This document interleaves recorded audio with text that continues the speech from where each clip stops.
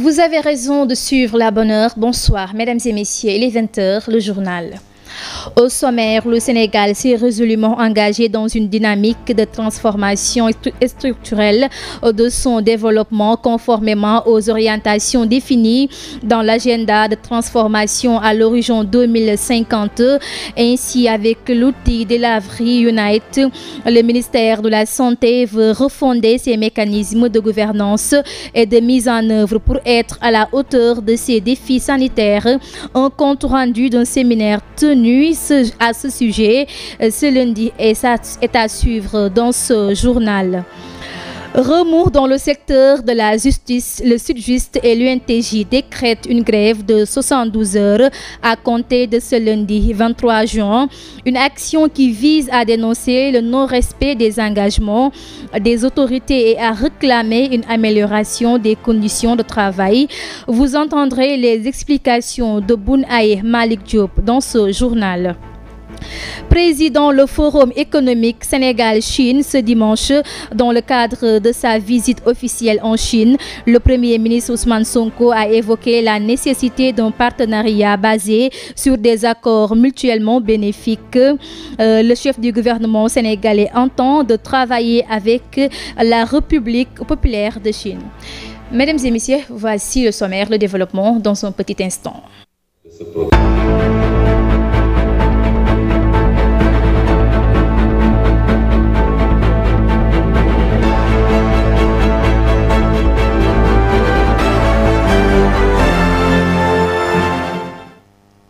Rebonsoir mesdames et messieurs et merci de votre fidélité. Démarrons l'édition du soir. Ce lundi 23 juin, une rencontre stratégique s'est tenue à l'hôtel Azalaï autour du rôle de la Delivery Unite dans l'accélération de l'agenda national de transformation, une initiative qui marque une volonté affirmée d'améliorer l'efficacité des politiques publiques de santé. C'est un compte rendu de Ndella Ndiaye. Bâtir un système de santé plus équitable, performant, résilient et centré sur les résultats est l'objectif visé par le ministère de la Santé et de l'Action sociale pour atteindre les objectifs fixés par l'agenda Sénégal Vision 2050. Ainsi, pour ce faire, il met en place un outil stratégique et performant et opérationnel, Delivery Unite. De faire toutes les études nécessaires pour évaluer les besoins, les ressources financières qu'il faut y engager, les personnes, les délais et surtout également les indicateurs de performance. C'est ça une delivery unit, ça a toujours manqué. On avait une delivery unit centrale à l'époque qui s'appelait le BOSS PSE. Cette unité delivery unit centrale demeure avec le bureau opérationnel de coordination et de suivi des projets et programmes, mais ça ne suffit pas. Nous avons dans l'agenda à peu près 400 projets. 400 projets ne peuvent pas être structurés par le box. Donc il a été demandé à chaque ministère de créer une delivery unit avec des personnes dotées d'une expertise imminente pour assurer la structuration, mais également assurer le suivi et le reporting. Les 8 points stratégiques de Delivery Unite ont été énumérés par le ministère de la Santé et de l'Action sociale, Ibrahim Sy. La première priorité, c'est aujourd'hui de voir comment relever le plateau technique médical au niveau du pays pour améliorer l'accès aux soins et la qualité des services médicaux. La deuxième priorité, c'est la digitalisation intégrale des services de soins qui renforce la gouvernance du secteur et la génération des données sanitaires de qualité. 3, c'est la relance de l'industrie pharmaceutique locale qui est considérée aussi comme une étape importante dans le processus de souveraineté sanitaire. L'objectif 4, c'est l'élimination des décès maternels, néonatals, infanto-juvéniles évitables, surtout dans les zones reculées. L'accès aux soins de santé partout et pour tous demeure un objectif phare du gouvernement. Il est clair que, et ça il faut le dire, nous tous ça nous fait mal lorsque vous voyagez, vous venez à Dakar et que vous voyez une ambulance qui vous suit. Pourquoi faire pour venir à Dakar?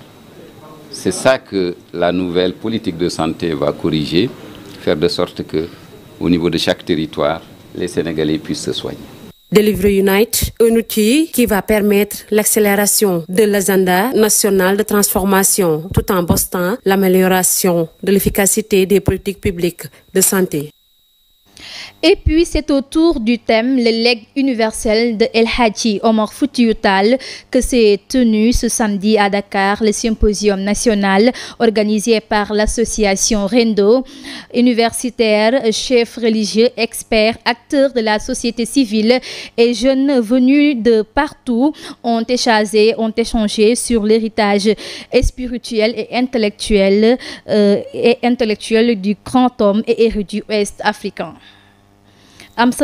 Dakar passe d'un instant autour de la mémoire de Cheikh El Hadji Omar Foutiyou Tall, un symposium empreint de ferveur, de réflexion et de transmission. Une rencontre marquée par un double symbole, honorer l'héritage d'un homme dont la lumière continue d'éclairer les consciences et renouveler les instances après 26 ans d'existence et d'engagement de l'association Rendo. Effectivement, aujourd'hui nous sommes rapprochés. C'était pour tenir une assemblée générale pour renouveler les instances dirigeantes de Rendo, parce que, comme vous le savez, Rendo existe depuis 1999. Donc, après 26 ans d'existence, il était aujourd'hui nécessaire de mettre en place une équipe dynamique pour permettre de mener à pied les projets de Rendo sous la guide, n'est-ce pas, de Cheikh Thierno Nourou Tall. Aujourd'hui, cette assemblée générale a été couplée d'un symposium qui nous a permis, n'est-ce pas, de revenir sur les enseignements de Cheikh El Hadji Omar Foutiyou Tall. Parce que le thème central retenu cette année, c'est l'actualité sur la pensée et l'œuvre de Cheikh El Hadji Omar Foutiyou entre spiritualité, culture, universalité et panafricanisme. Au cœur des échanges, l'héritage d'un homme dont l'accent a dépassé les frontières, fondateur de la confrérie Tidjania.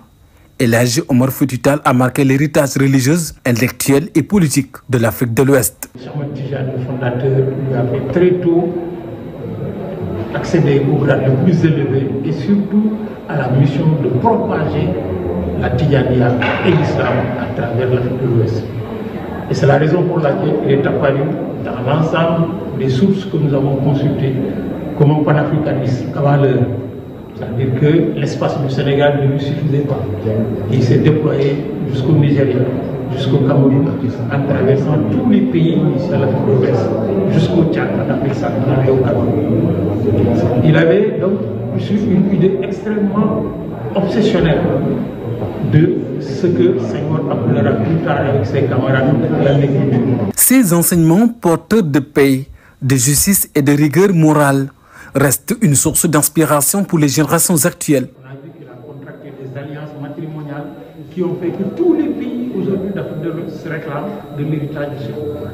Et c'est cela qui a fait le succès de son projet, de son programme, qui urge aujourd'hui de s'approprier dans notre pays, parce que c'est là qu'il est originaire, pour l'ensemble de l'Afrique de l'Ouest, mais surtout pour l'ensemble des peuples noirs.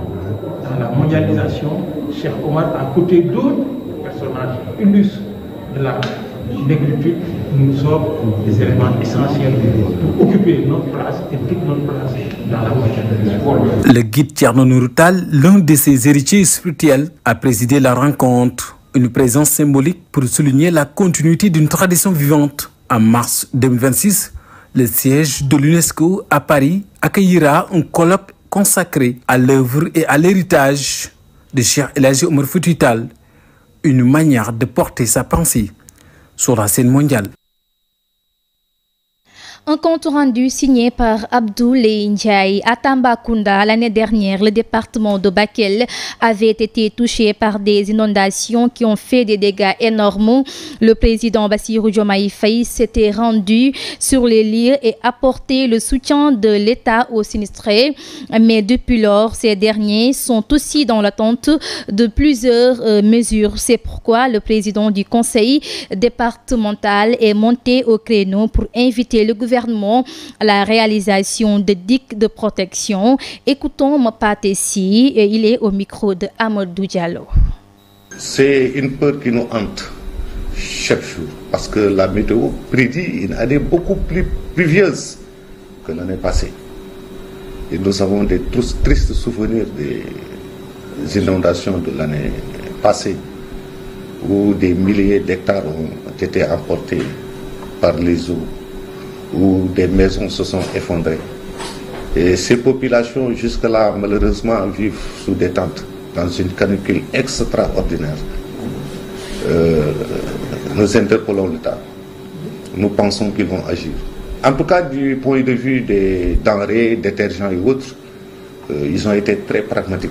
Parce que aussitôt après, c'est des dizaines de camions qui ont été envoyés. Mais aujourd'hui, le plus important, c'est de faire de sorte que cette année, que les populations ne soient pas encore victimes. Vous imaginez, l'an passé, les producteurs du département de Bakel n'ont rien récolté. Ils ont repris leur vie à zéro. Et même des motopompes emportées par les eaux. Si cela doit se reproduire cette année, ce sera vraiment une catastrophe. C'est pourquoi nous interpellons l'État pour des digues de protection le plus rapidement possible. Et également réaliser le projet de réhabilitation des mares qui peut recueillir des milliards de mètres cubes d'eau pour qu'enfin ce projet puisse voir le jour. Non seulement ce projet peut jouer un rôle très important dans la lutte contre les inondations, mais c'est un projet aussi pourvoyeur d'emplois. Le bureau exécutif national du syndicat des travailleurs de la justice, le Sud-Just et l'Union nationale des travailleurs de la justice ont annoncé à travers un communiqué conjoint un mot d'ordre de grève de 72 heures à compter de ce lundi 23 juin 2025. Cette décision s'inscrit dans le prolongement de la mobilisation des travailleurs de la justice entamée depuis plusieurs semaines pour exiger le respect des engagements pris par les autorités. À ce propos, écoutons Ayeboun Malik Diop. Il est le secrétaire général du Sud-Just. Il est au téléphone de Mariam Salif Dia. Le syndicat des travailleurs de la justice, le Sud-Just, et l'Union nationale des travailleurs de la justice, l'UNTJ, ont décrété une grève de 72 heures à compter de ce lundi 23 juin 2025. Cette décision, prise de manière concertée, vise à protester contre le non-respect des engagements de l'État et à exiger la satisfaction complète des revendications portées par les travailleurs de la justice. Les deux organisations syndicales rappellent que cette mobilisation s'inscrit dans une lutte pour la dignité, l'équité et la reconnaissance des droits des agents de la justice. Elles appellent à l'unité, à la mobilisation et au respect du mot d'ordre, dans un esprit de responsabilité et de solidarité syndicale. Le mouvement se poursuivra jusqu'à obtention de résultats concret. Parlons toujours de grève. Le syndicat autonome de l'enseignement supérieur, le SAES, annonce une grève de 72 heures à compter de ce mardi 24 juin. C'est pour exiger l'application effective du décret instituant une allocation spéciale de retraite au profit des enseignants, chercheurs et chercheurs titulaires. Le SAES dénonce également l'entêtement du Fonds national de retraite, le FNR, qui refuse d'appliquer les dispositions notamment relatives à la pension de réversion destinée aux veufs et veufs. Voici Serigne Mansour Diène, chargé de communication SAES section Thiès, au téléphone de Mansour Diassé.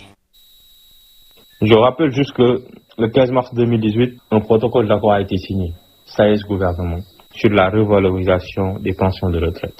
Nous avions accepté d'augmenter notre charge de travail de 20%, d'augmenter nos cotisations à la retraite. Et le gouvernement s'était engagé, comme il l'a fait, le gouvernement d'alors a signé un décret créant une allocation spéciale de retraite aux enseignants-chercheurs, ce qui a été le décret 2020-1788 du 23 septembre 2020. Mais après ce décret, nous avons malheureusement constaté la non-reversion des 50% aux veufs ou veuves des enseignants-chercheurs décédés, donc qui ont perdu la vie. Donc le SAES, toujours dans sa posture responsable de garantir ou bien de défendre même l'intérêt des camarades, continuer le combat, ce qui a découlé au protocole d'accord du 6 janvier 2023 pour rétablir, où le gouvernement s'était engagé à rétablir les veuves ou les veuves dans le droit. Et ainsi, lors du dernier conseil des ministres de l'ancien gouvernement, Le décret modifiant celui de 2020 a été adopté. Malheureusement, nous avons tous vu.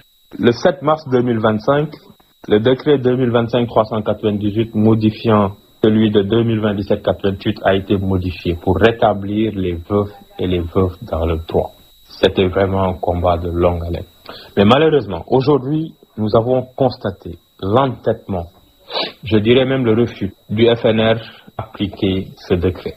Effectivement, depuis 3 mois, le FNR refuse d'appliquer le décret. Toutes les sections réunies à l'UGB ont donné mandat au Bureau national de continuer à mener ce combat. La cérémonie officielle de présentation du rapport responsabilité sociétale de l'entreprise du Sonatel de l'année 2024 a eu lieu ce lundi. Cette rencontre est une occasion de partager les grandes lignes des engagements et actions du groupe en matière de développement durable, ainsi que les résultats marquants de l'année 2024 qui tournaient autour de 5 axes, notamment l'éducation, la santé, le développement du numérique et l'employabilité des jeunes. À cet effet, écoutons Rokhaya Solange Mendy, responsable RSE, au micro de Mansour Diassé et de Sérignan. Nous sommes aujourd'hui au siège de Sonatel à l'occasion de la publication du rapport RSE, responsabilité sociétale d'entreprise 2024 de Sonatel. C'est l'occasion pour nous de partager les programmes et les activités phares qui sont déroulés dans le cadre de l'engagement citoyen du groupe Sonatel, toujours pour accompagner les populations en termes de santé, en termes d'éducation, de préservation de l'environnement, d'employabilité des jeunes et d'inclusion numérique. Alors, nous avons 5 axes sur lesquels nous travaillons aujourd'hui en termes de RSE, avec des projets tels que le projet Village, qui est un projet qui permet permettre d'avoir accès à l'eau, à l'énergie, à des structures de santé, mais également de l'éducation avec les postes d'école. Nous avons une structure qui s'appelle Orange Digital Center, qui est un hub innovation. Et dans ce Orange Digital Center, vous avez l'école de code, Sonatel Academy, qui a formé plus de 30 000 jeunes depuis son ouverture, mais également qui a un programme tel que Orange Fab, Orange Startup Studio, qui accompagne les jeunes entrepreneurs à se former, à développer leur business et à se lancer sur le marché. Donc c'est toute une chaîne de valeur que Sonatel adresse dans le cadre de sa RSE. La préservation de l'environnement également. Nous sommes actuellement dans le hall du siège. Vous voyez une exposition qui montre tous les dispositifs internes, notamment des offres comme Orange Énergie, mais également de nos partenaires, tels que la direction de l'environnement, qui nous montre aujourd'hui ce que le ministère et l'État du Sénégal fait pour la préservation de l'environnement.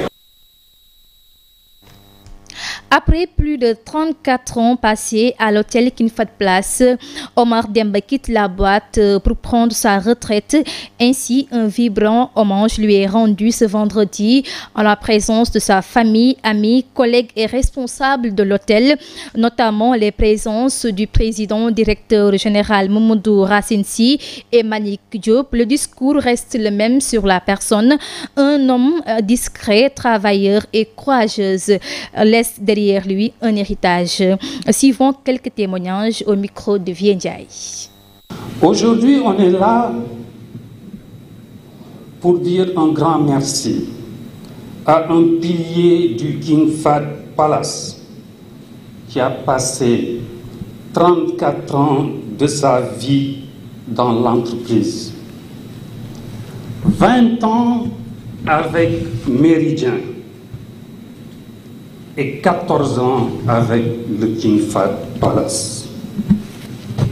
Je peux le dire ici, devant le président, devant aussi le président Mbagnick Diop, devant Madame Kane, devant tous ces invités, que votre empreinte restera à jamais gravée dans les départements et les services et aussi des espaces au sein du King Fahd Palace. New York, je n'ai pas dormi, j'ai enchaîné pour être là, parce que Omar Demba m'a appelé il y a 3 jours, je devais rentrer demain matin, j'ai changé mon billet pour être là, pour l'honorer, parce que c'est un grand monsieur. Un grand monsieur, comme il a dit, qui a fait 34 ans ici. Moi, on se connaît depuis 1999, ça fait 26 ans. Et je pense que 26 ans, ce n'est pas 26 jours ou 26 semaines. Raison pour laquelle j'ai décalé pour être là. Ce que vous entendrez ici sort de ma bouche, mais vient du profond de mon cœur. Merci à tous ceux qui ont rendu ce parcours possible. Je quitte ces fonctions le cœur léger, car je sais que l'hôtel est entre de bonnes mains. Mais je pars aussi avec une immense fierté, c'est celle d'avoir contribué à ma manière à cette belle histoire. L'aventure continue et merci pour tout. Au moment où le Méridien président avait été sénégalisé, il avait préféré son pays, sa patrie, alors qu'il avait des possibilités d'expatriation, n'est-ce pas, et de découverte d'autres horizons. Si c'était que le gain qui l'intéressait, aller ailleurs dans de grands groupes, mais il a préféré rester avec nous. C'est pour ça qu'aujourd'hui, à travers ma personne et au nom de tous les collaborateurs du groupe et de tous nos partenaires, nous avons tenu à dire à Omar tout le bien que nous pensons de lui et à lui souhaiter une longue vie. Et encore une fois, il est parti sans partir, parce que nous ne manquerons pas de bénéficier à chaque fois qu'il le faudra de son expertise et de sa générosité. Nous lui souhaitons une bonne santé et une longue vie. Lors de sa visite officielle en Chine, le Premier ministre Ousmane Sonko a donné le coup d'envoi à un agenda diplomatique et économique ambitieux. Une visite qui entre dans le cadre d'une volonté de renforcer les relations sino-sénégalaises longtemps tenues en matière d'investissement et de partenariat sectoriel. Une occasion pour le chef du gouvernement de revenir sur l'agenda Sénégal 2050 qui repose sur plusieurs axes, notamment le domaine de l'énergie. Écoutons Ousmane Sonko. Et je voudrais dire à ce secteur privé que la présentation qui vous a été faite tantôt par le directeur général de l'APIX et qui reflète les aspects les plus saillants, les plus catalytiques et les plus importants de l'agenda national de transformation du Sénégal. Je voudrais vous dire que l'acteur le plus important pour la réalisation de ce programme, c'est le secteur privé, qu'il soit national ou étranger. L'Afrique, c'est un potentiel immense, ça a été rappelé ici, mais c'est également des défis. Le potentiel, on le connaît en termes de ressources naturelles, de démographie, mais c'est également des défis, nous les connaissons, parmi lesquels le défi sécuritaire, le défi de la stabilité politique et le défi de l'organisation étatique. Aujourd'hui, avec l'énergie dont nous disposons, de venir investir au Sénégal, nous permettre de capter toutes ces ressources naturelles, de pouvoir faire la transformation au Sénégal et partager avec la Chine. Par rapport à ce défi ou cette perspective, nous avons des priorités. Une des priorités a été largement développée ici, c'est réussir le pari énergétique. Nous faisons 1800 MW à peu près. À l'horizon 2030, notre objectif c'est de faire 10 000 MW pour pouvoir répondre valablement à notre ambition industrielle, mais exporter également de l'énergie dans la sous-région.